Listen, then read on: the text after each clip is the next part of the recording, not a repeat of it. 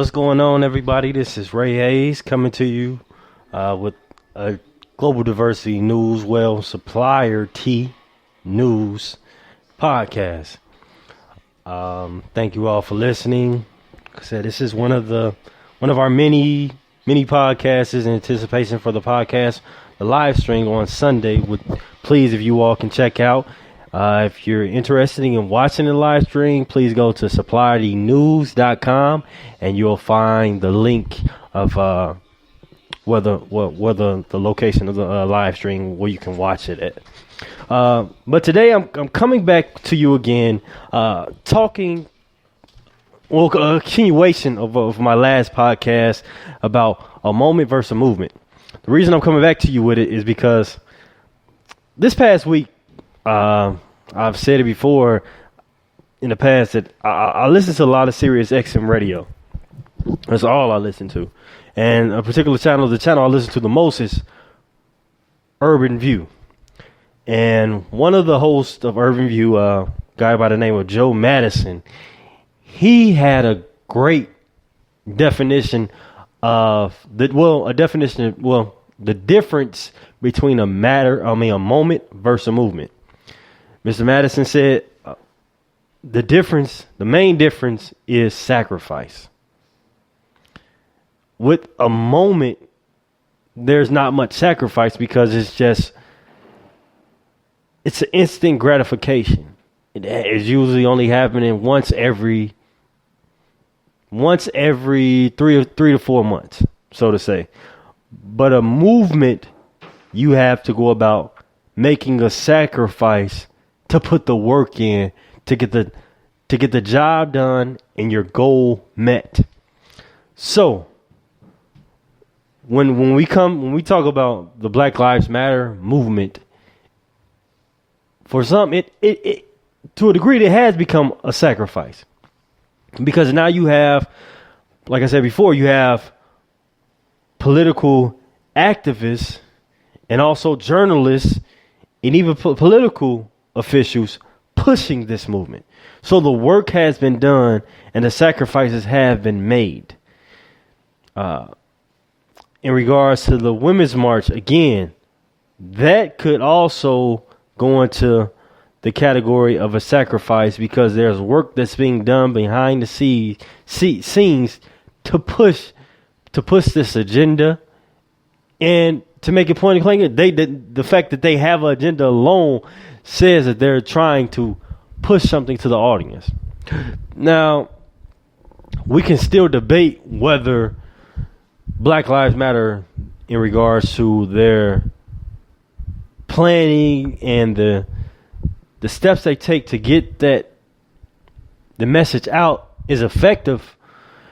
We can debate that. However, it is a movement and it's gaining steam in more than one arena. Like I said before, it's gaining steam in our world completely. In outside of the U.S., whether you have it in Mexico, where you have Afro-Mexicans stepping up and letting people know it's not just the fact that I'm Mexican. No, I'm African. I'm Afro-Mexican. I have a culture behind this, and I'm going to push the agenda that the fact that Black Lives Matter. So I just wanted to come to you all today with that, because I thought it was a great difference between a matter versus a movement. What Mr. Madison said, it's all about sacrifice. And if you're not willing to sacrifice things, nothing can be done. Like the Haitian Revolution, the men and women of the Haitian Revolution sacrificed their lives. Let me just say that again. They sacrificed their lives to make a difference. And when it came to the U.S. Revolution, or U.S. breaking from Great Britain, it was a sacrifice. There was blood shed. It wasn't just I'm going to march this week. Next week I'm going to march again, and the next week I'm going to march again. No, they made a sacrifice. Not saying that we all have to go about killing or anything, but they made a sacrifice in order to get the job done. And if you do not make sacrifices to get the job done, there's no point in even constantly pushing this agenda, so to say. You have to be willing to go about stepping outside of the boundary, in which a lot of people, with the Black Lives Matter movement, that's what they have done. They stepped out of the boundary.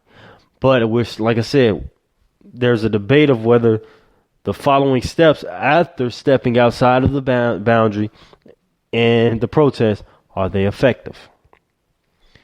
Like I said, tomorrow, me and Jamie are going to go talk a little bit more about whether the Black Lives Matter movement caused President Donald Trump to be elected.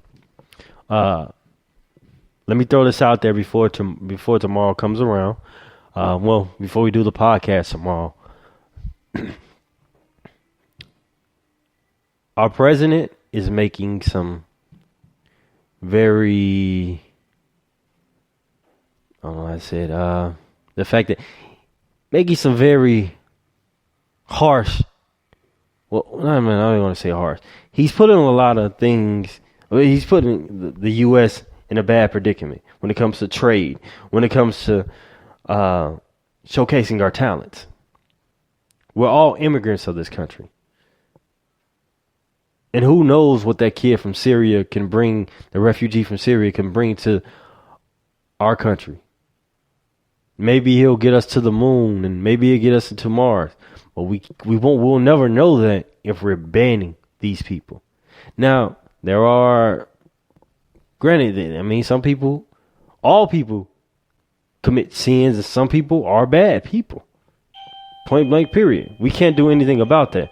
However, for our president to make these vast decisions, bad, quote unquote, in my opinion, bad decisions, he's putting us at a standstill. And that's why a lot of people did not want to vote for him, because they realized that he possibly could make these harsh decisions and he will be a narcissist. But please, I want to end the podcast there. Please check us out tomorrow, our live stream, suppliertnews.com. I want to say thank you all for listening to the podcast. Follow us on Twitter at GDN Network, and like us on Facebook at Global Diversity News. I hope you all have a good weekend. This is Ray Hayes from Global Diversity News. Peace.